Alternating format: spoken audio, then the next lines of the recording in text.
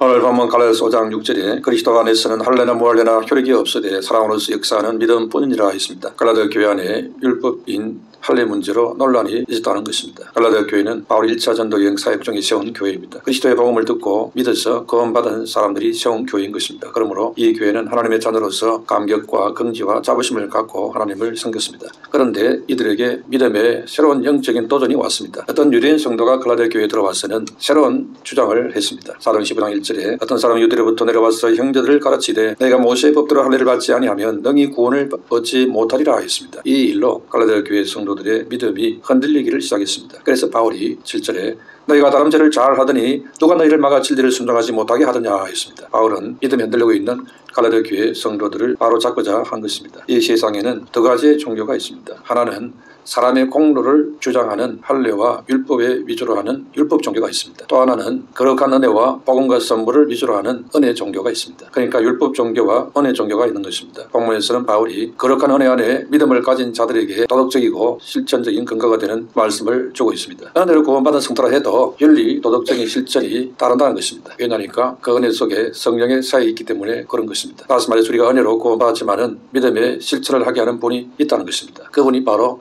성령이 되시는 것입니다. 그러므로 나를 내 안에 내주하시는 성령의 능력을 공급받지 못한다면 우리는 율법 종교에 속했다고 할 수가 있습니다. 자기는 은혜 받아서 은혜의 복음이라고 주장할지 모르지만 성령의 능력을 공급받지 못한다면 그야말로 율법에 잡혀있는 수준이 되어 있는 것입니다. 내 안에 은혜의 성령이 없으면 우리의 믿음의 삶은 율법 아래에 속해 있는 삶과 하나도 다를 바가 없게 되는 것입니다. 그리스도인들은 은혜의 복음으로 율법에서 벗어난 자들입니다. 그러면 그 율법에서 벗어난 그리스도인들은 무엇으로 살게 됩니까? 오늘 본문 5절에 우리가 성령으로 믿음을 따라 의의 소망을 기다리노니 했습니다. 성령으로 믿음 생활을 한다는 것입니다. 성령으로 믿음 생활을 하는 이 말씀을 모르면 그리스도인으로서 율법에서 자유한 것을 말만 할 뿐이지 실제적인 능력이 없게 되는 것입니다. 그래서 종종 복음을 안다고 자부하는 사람들이 방종하는 것을 볼 때가 있습니다. 그래서 세상 매스컴에 떠들썩하게 오르내리는 부끄러운 일을 당하는 자들이 나오게 되십니다. 이것은 믿는 자로서 무엇으로 살아야 되는지 이걸 몰라서 생기는 문제인 것입니다. 예수 믿고 율법에서 자유한 성도는 이제 5절에 있는 말씀처럼 성령으로 믿음을 따라 의의 소망을 기다리며 사는 자가 되어야 되는 것입니다. 성령으로 믿음 생활을 해야 한다는 것입니다. 예수 믿고 성령으로 살아야 하는 것입니다. 그래야 믿음이 성령의 인도하심을 받는 길로 가게 되는 것입니다. 그러니까 성령으로 믿음 생활을 하게 되면 윤리도덕적으로도 합당하고 올바른 성도로 살게 되는 것입니다. 여기서 율법신앙과 은혜신앙의 차이가 있다면 내 노력으로 하는 것이냐 성령의 은혜로 하느냐 이 차이인 것입니다. 그러니까 율법과 은혜의 차이는 인본주의냐 신본주의냐 이 차이인 것입니다. 내 능력과 성령의 능력의 차이가 되는 것입니다. 율법신앙은 내 노력과 능력에 의존되어 있기 때문에 얼마 안 가면 한계가 오고 빠르게 드러나게 되는 것입니다. 그래서 더 이상 윤리도덕적인 이 모습을 지탱할 수 없게 되는 것입니다. 그래서 부끄러운 일을 저지르는 거지요. 그러나 신앙은 내 능력이 아니고 성령의 능력에 의존되어 있기 때문에 기도하며 성령을 의지하는 한은 한계가 없는 것입니다. 그러니 교회 속에서 윤리도덕적으로도 흠이 없고 올바른 믿음의 길을 가게 되는 것입니다. 그 힘이 어디서 나오느냐? 나에게서 나오는 것이 아니고 성령의 공급하시는 은혜에서 나오는 것입니다. 그래서 승리하게 되는 것입니다. 그래서 성도는 성령의 은혜를 따라서 믿음 생활을 해야지 성령의 공급이 없는 신앙생활은 율법주의 신앙과 같을 수밖에 없게 되는 것입니다. 그러므로 성도라는 율법으로 사는 자가 아니고 그리스도의 마음으로 사는 자인 것입니다. 은혜로 사는 자인 것입니다. 그래서 5절에 성령으로 믿음을 따라 의의 소망을 기다린다 했습니다. 여기서 의의 소망을 기다린다는 것은 단순한 천국 소망보다도 하나님께로부터 어렵다고 하심을 얻게 되는 것을 기대한다는 것입니다. 그런데 우리는 이미 믿음으로 어렵담을 얻었습니다. 그런데 왜 또 다시 의의 소망이 필요하다는 것이겠습니까? 그러므로 지금 여기서 의의 소망에 관한 이 시제를 잘 보아야 됩니다. 우리는 이미 과거에 어렵다 하심을 얻었습니다. 그래서 로마서 5장 1절에 그러므로 우리가 믿음으로 어렵다 하심을 받았으니 우리 주 예수 그리스도로 말미암아 하나님과 화평을 누리자 했습니다. 그리고 또 우리는 현재 정죄되지 않습니다. 어렵기 때문이죠. 그래서 로마서 8장 1절 2절에 그러므로 이제 그리스도 예수 안에 있는 자에게는 결코 정죄함이 없나니 이는 그리스도 예수 안에 있는 생명의 성령의 법이 죄와 사망의 법에서 너를 해방하였습니다 했습니다. 그리고 또 우리는 앞으로 미래의 의의 멸류관을 얻게 될 것입니다. 그래서 디모데후서 4장 8절에 이제 우러는 나를 위하여 의의 멸류관이 예비되었으므로 주 곧 의로우신 재판장이 그날에 내게 주실 것이며 내게만 아니라 주의 나타나심을 사모하는 모든 자에게 도니라 했습니다. 그런데 이 어렵다함이 과거에 이루어졌고 지금도 어렵고 앞으로도 어렵게 되어지고 이게 다 믿음으로 되어지는 것입니다. 그러니까 믿음은 과거에도 있어야 되고 현재에도 있어야 되고 미래에도 있어야 된다는 겁니다. 그래서 결국 믿음은 언제나 현재 진행형이 되어야 되는 것입니다. 왕년에 믿은 것으로 지금을 끌고 갈 수 없습니다. 지금 그 믿음이 계속되어야 됩니다. 과거의 믿음 좋은 것으로 영원한 보장을 받는 게 아니라는 것입니다. 끝까지 계속해서 믿어야 됩니다. 그래야 영원한 구원이 이루어지는 것입니다. 영원한 구원은 언제나 변함없이 예수님을 믿는 믿음을 내가 가질 때에 되어진다는 것입니다. 나는 언제나 변함없이 예수님을 믿는 믿음을 가지고 있다. 이게 전제되어 가지고 나의 구원은 영원히 변함없다. 이렇게 되는 것입니다. 그러니까 전제가 잘못되어 버리면 문제가 생기게 되는 거지요. 과거에는 믿음이 있는데 지금은 믿음이 없다. 이러면 이 구원은 문제가 있습니다. 믿음은 항상 지금 현재에 있어야 하는 것입니다. 첫 번째로 그리스도께서 우리를 자유케 하셨다 했습니다. 그럼 우리 자유를 누리는 믿음으로 살 때 다시는 종의 멍에를 매지 말아야 되는 것입니다. 그래서 1절에 그리스도께서 우리를 자유롭게 하려고 자유를 주셨으니 그러므로 굳건하게 서서 다시는 종의 멍에를 매지 말라 했습니다. 예수 그리스도의 복음은 율법에 얽매이는 자들에게 자유를 선물을 줍니다. 그런데도 예수님을 믿는다면서도 다시 종의 자리로 돌아가려는 자가 있습니다. 지혜중이 되고자 하는 것입니다. 그러나 이것은 스스로 자유를 포기하는 것이 됩니다. 사람이 율법 안에 있으면 누구든지 소망이 없어져 버립니다. 율법은 우리에게 절망만 줄 수밖에 없기 때문에 그렇죠. 율법은 우리가 저로 인해 죽을 수밖에 없구나 하는 것을 더 확실하게 깨닫게 만들어줍니다. 그런데 그런 절망 가운데 있는 우리에게 소망으로 찾아오신 분이 바로 예수님입니다. 예수님의 복음은 우리로 하여금 율법으로 인한 절망에서 소망의 자리로 옮겨줍니다. 그래서 진정한 자유를 주시는 것입니다. 그리고 이 자유를 얻는 길은 오직 믿음밖에 없는 것입니다. 그래서 6절에 사랑으로서 역사하는 믿음뿐이라 했지요. 사랑으로서 역사하는 믿음이 우리로 하여금 율법에서 자유하도록 만들어주는 것입니다. 그러나 아직도 일부 사람들이 여전히 율법의 효능을 이야기하면서 진리에 순종하지 않게 하고 스스로 종의 자리로 내려가려고 하고 있다는 것입니다. 그래서 바울은 6절에 사랑으로서 역사하는 믿음에 서지 않으면 율법의 길로 가기 쉽다는 것을 경고하고 있습니다. 그렇게 되면 본인도 옆에 있는 사람들도 힘들게 만드는 것입니다. 우리가 진리의 복음에 견고하게 서 있지 않으면 비진리가 교회 안에 좀 먹고 들어오게 될 수 있습니다. 그래서 9절에 적은 노력이 온 등에 퍼지느니라 했지요. 매일 우리 자신을 돌아보고 점검해서 죄에 대해 민감하도록 해야 됩니다. 안 그러면 그 죄로 인해서 심령이 무뎌지고 영적으로 어두움과 혼미함이 들어와서 그 죄가 우리를 삼켜버리는 것입니다. 그래서 바울은 작은 누룩의 죄라도 조심하라고 경고하고 있는 것입니다. 우리 안에 들어와 있는 작은 누룩의 죄를 우습게 여기다가는 큰 다칠 수 있다는 것입니다. 이것은 경고의 문제로 끝나는 것이 아니라 실제 상황으로 발전하게 되는 것입니다. 작은 누룩의 죄는 늘 우리 주변에 있는 것입니다. 그래서 죄가 작다고 가볍게 여기고 방치하지 말아야 하는 것입니다. 오히려 껴 있어서 민감하게 반응해서 작은 누룩의 죄를 걸러내라는 것입니다. 그렇게 할 때에 우리에게 주신 자유를 마음껏 누릴 수 있게 되는 것입니다. 그래서 자유케 하려고 주신 복음의 자유를 소중하게 지킬 수 있다는 것입니다. 그러나 거짓 교사들이 전하는 가짜 복음은 다른 복음으로서 이 성결함에서 떠나게 만드는 것입니다. 그래서 율법주의 삶에 빠지게 만드는 것입니다. 대속과 자유가 없는 율법에 잡혀있는 그런 상태에서는 결국 어두운 죄에 빠지게 되는 것입니다. 갈라디 1장 6절 7절에 그리스도의 은혜로 너희를 부르신 이를 이같이 속히 떠나 다른 복음을 따르는 것을 내가 이상히 여기노라. 다른 복음은 없나니 다만 어떤 사람들이 너희를 교란하여 그리스도의 복음을 변하게 하려 함이라 하였습니다. 갈라디아서는 사도 바울을 적대시 하는 유대주의자들의 공격과 가르침으로 갈라디아 교회 안에 분열이 일어나 버렸습니다. 그래서 바울은 갈라디아 교회의 그 문제를 치유하고자 복음의 말씀으로 지금 건면하고 있는 것입니다. 특히 복음을 손상하게 만드는 율법주의에 대해서 강하게 말해주고 있습니다. 또 예수 그리스도 안에서의 자유라는 이 주제로 복음의 핵심을 말하고 있습니다. 그러면서 또 말하는 것이 가짜 복음인 다른 복음이 무엇이냐 이것을 말하고 있습니다. 다른 복음은 헬라어로 헤테론 유앙겔리온이라는 말인데 영어로는 또 하나의 복음이라는 뜻입니다. 여기서 형용사로 쓰여진 헤테로는 헤테로스라는 말에서 나왔는데 비교되는 대상과 다른 이질적인 것이라는 뜻입니다. 그런데 갈라디 1장 7절에서 다른 복음이 없나니 할 때 이 다른이라는 말은 알론이라는 말인데 여러 가지 중에서 하나를 지칭할 때 쓰는 말입니다. 그렇지만 6절에 다른 복음을 따르는 것을 내가 이상히 여기노라 할 때 이 다른은 헤토리라는 말로 본질적으로 다르다는 뜻이 됩니다. 사도 바울이 말하고자 하는 핵심은 복음이라고 불리는 것은 많이 있을지 모르지만 진정한 복음은 단 하나밖에 없다. 이것을 강조하고 있습니다. 그래서 갈라디아 교회들에게 바울이 전한 복음, 예수 그리스도의 복음, 바로 그것이 진정한 하나밖에 없는 복음이라는 것입니다. 바울이 전한 이 예수 부활 생명의 복음은 그리스도 교사들이 말하는 복음과 질적으로도 다르고 절대적으로 유일한 복음이 된다는 것입니다. 그리고 거짓 교사들이 갈라디 1장 7절에 교란하여 했는데 이 말은 헬라어로 테라손테스라는 말로 선동한다는 말입니다. 그러면 그런 선동하는 다른 복음이 무엇이겠습니까? 그것은 한마디로 예수만 믿어서 되는 게 아니고 율법을 지키고 할례를 받아야 구원을 받는다 하는 유대 율법주의를 말하고 있습니다. 여기서 오늘날 공로주의와도 같은 의미가 되는 것입니다. 그래서 많은 사이비 이단들이 예수만 믿어서 되는 게 아니고 공로를 드려야 된다. 어떤 공로입니까? 시간과 물질을 바치고 봉사하고 교주를 섬기게 된다. 이런 공로주의를 자꾸 퍼뜨린 것입니다. 이것은 구원과 아무 상관이 없는 주장인 것입니다. 종교개혁자 마르틴 루터는 인간의 공로란 노력이 아니라 오직 믿음으로 오직 은총으로 구원을 얻는다 했습니다. 갈라디아 2장에서 바울이 베드로를 책망하는 말이 나옵니다. 갈라디아 2장 11절 14절에 게바가 안디옥에 이르렀을 때에 책망받을 일이 있기로 내가 그를 대면하여 책망하였노라. 야곱에게서 온 어떤 이들이 이르기 전에 게바가 이방인과 함께 먹다가 그들이 오매 그가 할례자들을 두려워하여 떠나 물러가매 남은 유대인들도 그와 같이 외식함으로 바나바도 그들의 외식에 유혹되었느니 하였느니라. 그러므로 나는 그들이 복음의 진리를 따라 바르게 행하지 아니함을 보고 모든 자 앞에서 계배하기 이르되 내가 유대인으로서 이방인을 따르고 유대인답게 살지 아니하면서 어찌하여 억지로 이방인을 유대인답게 살게 하려느냐 하였노라 했습니다. 유대인은 베드로가 할례로 대표되는 유대 율법주의에서 아직 벗어나지 못한 것에 대해서 바울이 책망했다는 것입니다. 여기서 바울은 행위가 아니라 믿음으로 구원받는 복음을 강조하고 있지요. 갈라디아장 16절에 사람이 어렵게 되는 것은 율법의 행위로 말미암이 아니요 오직 예수 그리스도를 믿음으로 말미암은 줄을 알므로 우리도 그리스도 예수를 믿나니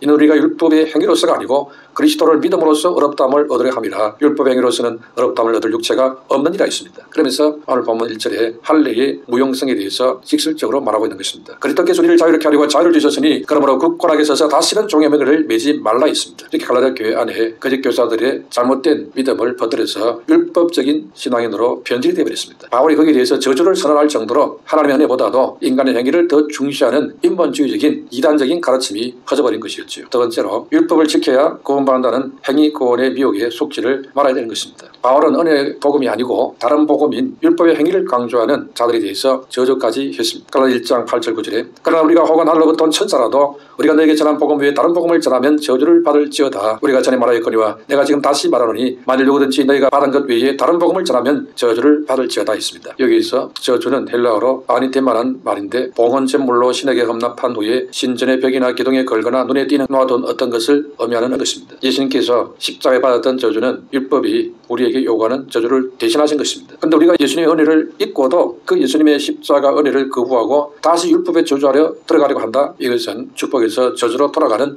어리석은 일이 되는 것입니다. 만약 복음을 바꿔도 다른 복음을 받으려게 된다면 하늘로부터 온 천사를 한다 할지라도 저주받을 일이 있습니다. 왜 이렇게 강하게 말을 하느냐? 그것은 복음의 진리가 그만큼 중요하다는 것입니다. 그러므로 예수님께서 선포하신 참된 복음은 누구라 할지라도 그것을 수정하거나 잘못 전달해서는 안 된다는 것입니다. 그것이 수제자 베드로라 한다 해도 잘못 전달되게 하면 안 된다는 것이요. 그렇게 되면 스스로 하나님의 저주를 자초하여 멸망당한다는 것입니다. 갈라디아 교회 성도들은 사도 바울로부터 참된 복음을 받았습니다. 다시 말해 이들은 예수 부활 생명의 복음을 받아들였던 자들입니다. 그런데 유대주의 거짓 교사들이 와가지고는 다른 복음, 즉 가짜 복음을 받아들여버렸습니다. 이래서 심각한 문제에 봉착했던 것입니다. 그것은 곧 지옥으로 향하는 지름길이 되는 것이요. 그래도 예수 부활 생명 복음 외에 다른 복음을 기웃거린다면 심각한 문제에 빠지게 되는 것입니다. 그래서 참복음을 따라 살고 이 복음을 전파함으로 우리가 복된 삶을 살아야 하는 것입니다. 그런데 마귀는 우리의 가까운 환경을 통해서 자꾸 미혹과 시험을 해오는 것입니다. 그러므로 이 시험에 들지 않으려고 해야 됩니다. 그리고 오늘날에는 사단이 택한 백성인 구원받은 자들까지도 넘어뜨리려고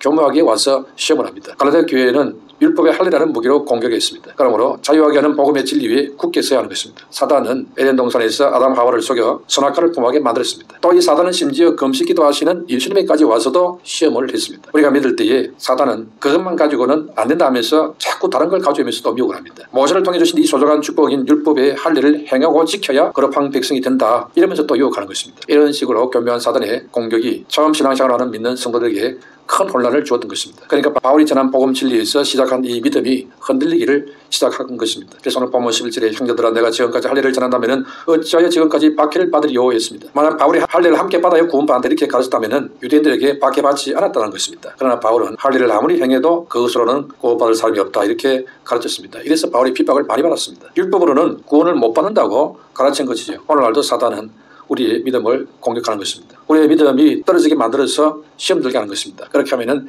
교회가 혼란스럽게 되기 때문에 그렇습니다. 그러니까 우리의 영적 싸움은 아직 끝나지 않았다는 것입니다. 우리가 무장 해제할 시간이 아직 되지 않았습니다. 계속 무장하고 경계해야 됩니다. 사단은 사람들을 동원시켜서 기독교를 모욕합니다. 그리고 기독교인들의 추태를 자꾸 드러나게 만듭니다. 할제순위는 매스컴에서 떠들어대도록 만들기도 하지요. 그러면서 이래도 예수 믿겠느냐 하면서 공격합니다. 우리가 교회를 바라보면은 우리를 낙심시키는 일들이 많이 있습니다. 교회는 본질적으로 거룩하고 완전한 성령의 공동체이지요. 그러나 현실 교회는 그렇지가 못하는 것입니다. 교회를 할지라도 불완전한 세속적인 모습이 교회 안에 많이 있습니다. 그렇기 때문에 세상 교회는 항상 문제가 끊어지지 않습니다. 그런데 안타까운 것은 교인들이나 세상 사람들이 자꾸 교인들의 그 실수를 용납하지 않으려고 합니다. 내 실수에 대해서는 관용을 하면서 남의 실수, 교회의 실수 이건 아주 큰 문제를 여기는 거지요. 성도라 할지라도 연약한 사람입니다. 또 사람은 실수합니다. 그러므로 사람을 쳐다보게 되면 넘어지게 되는 거지요. 그래서 우리가 믿음 생활할 때 오직 예수님만 바라봐야 되는 것입니다. 실수하는 그 사람이 자꾸 마음이 꽂혀서 따라가다 보면 실족해버립니다. 우리는 십자가에 마음이 꽂혀야 됩니다. 예수님도 뭐라고 했습니까? 나는 의인을 부르러 온 게 아니고 죄인을 부르러 왔다고 분명히 말씀했습니다. 사람은 누구나 죄인이기 때문에 그들의 허물을 들춰내기 시작하면 정죄에 당하지 않을 사람은 없는 것입니다. 그래서 교회 예배당 중심에 십자가를 세우는 것처럼 각자 믿음의 중심에 십자가를 세워야 됩니다. 영소와 공義의 십자가, 이것이 마음에 서 있어야 되는 겁니다. 그렇지 않고 정죄 율법을 갖고 있으면 나도 실족하고 다른 사람들 실족시키고 이렇게 되는 거죠. 그러므로 우리는 교회 안에 생기는 이 문제를 보고 시험 드는 어리석은 자가 되지를 말아야 되는 것입니다. 세 번째로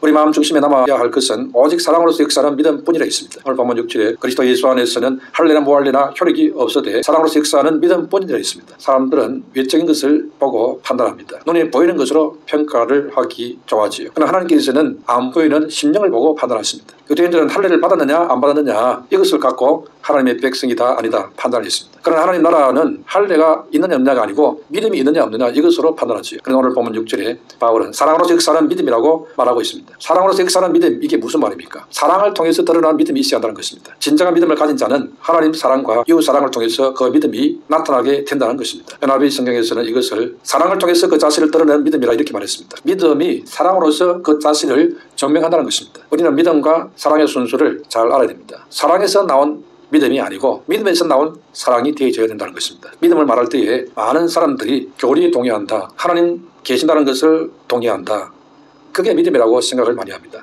그러나 바울은 그런 오해를 불식시키고 살아 움직이는 참 믿음을 가르쳐 주려고 했습니다. 참 믿음이라는 것은 사랑으로서 되어야 된다 했습니다. 살아있는 믿음이라는 것은 사랑이 드러나는 믿음이라는 것입니다. 사랑으로 수고하고 사랑으로 인내하는 그런 믿음이 참 믿음이라는 것입니다. 율법의 명령 때문에 사랑하려고 한다면 사랑하는 척하게 됩니다. 그러니까 내 속에 사랑이 없는데 어떻게 사랑할 수 있느냐 할 수 있는 방법은 사랑하는 척 그렇게 하는 것밖에 없습니다. 그러나 믿음에서 나오는 사랑은 근원이 다르지요. 예수 그리스도께서 사람을 사랑하신 그 사랑을 따라서 나도 예수님의 사랑이 내 안에서 흘러나오게 되는 것입니다. 그러니까 예수님을 믿으면은 그 믿음이 성령의 은혜를 임하도록 만들어서 예수님의 사랑으로 사랑할 수 있도록 나를 만들어 주시는 것입니다. 그래서 사랑으로서 역사하는 믿음이 되게 해 주시는 것입니다. 이것이 바로 은혜라는 것입니다. 그러니까 그 믿음이 내 실력이 아니고 하나님의 은혜의 결과인 것입니다. 이런 믿음이 되어져야지 그냥 내 안에 사랑도 없는데 열심히 사랑하는 척 노력해서 믿음이 있는 척 그렇게 하는 것은 사람은 속일 수 있는데 하나님은 속지 않으시는 것입니다. 결국 가짜가 되는 거죠. 진짜 믿음은 은혜로 역사하는 성령의 일사, 우리 자신이 예수님의 그 사랑이 내 안에서 강건함으로 내가 실천할 수 있고 행동할 수 있는 그런 사람으로 바뀌어진다는 것입니다. 근데 이것이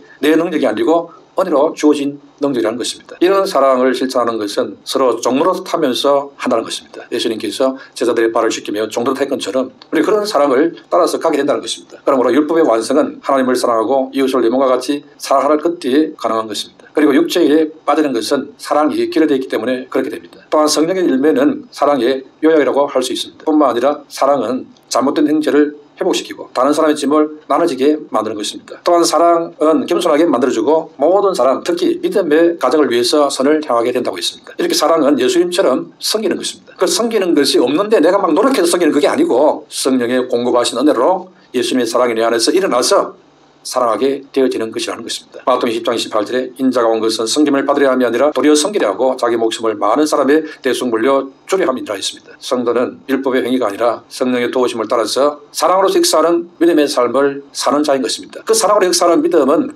예수님의 그 섬김의 사랑, 그것을 따라가는 사랑의 역사인 것이죠. 그렇기 때문에 우리의 믿음의 삶은 성령의 열매가 미쳐서 하나하나 이루어져 나가게 된다는 것입니다. 그렇지 않고 성령의 역사와 관계없이 나의 열심과 노력으로 내 안에 그게 없는데 있는 것처럼 그렇게 자꾸 겉으로 노력하고 애를 쓰는 그것은 모래 위에 집을 짓는 것 같이 너무너무 힘든 신앙생활이 않을 수가 없습니다. 오래 가지 못하죠. 결국에 다 나다빠지게 되어 있는 것입니다. 그래서 10년 믿고 20년 믿고 완전히 율법주의 사람으로 변질이 되는 것입니다. 성령이 없이는 제대로 된 믿음이 안 된다는 것입니다. 성령을 받으려면 기도해야 되지요. 기도 생활이 없이 바른 신앙생활이 되느냐? 불가능한 것입니다. 성령이 공급하신 은혜가 있어야 진짜 믿음이 나오는 것입니다. 성령이 공급해 주시는 그 공급이 없는데 섬기는 척, 사랑하는 척, 봉사하는 척, 이것도 하루 이틀이지 계속 하다 보면 완전히 기가 다 빠져나가고 힘이 다 빠져나가서 나가 떨어지게 되죠. 그러므로 사랑으로서 역사하는 믿음, 이게 진짜 믿음이라는 것입니다. 성령 역사 없이는 사랑의 역사가 일어나지 않기 때문에 비결은 바로 성령 충만인 것입니다. 그래서 오직 성령 충만을 받으라고 그렇게 강조하고 있는 것입니다. 마세가 되면은 주님이 걱정한 게 무엇입니까? 인내하며 끝까지 기도할 사람이 있겠느냐고 걱정했지 않습니까? 시험이 많은 이 약하고 없나는 세상을 살아가는데 이 세상을 이기려면은 성령이 공급하시는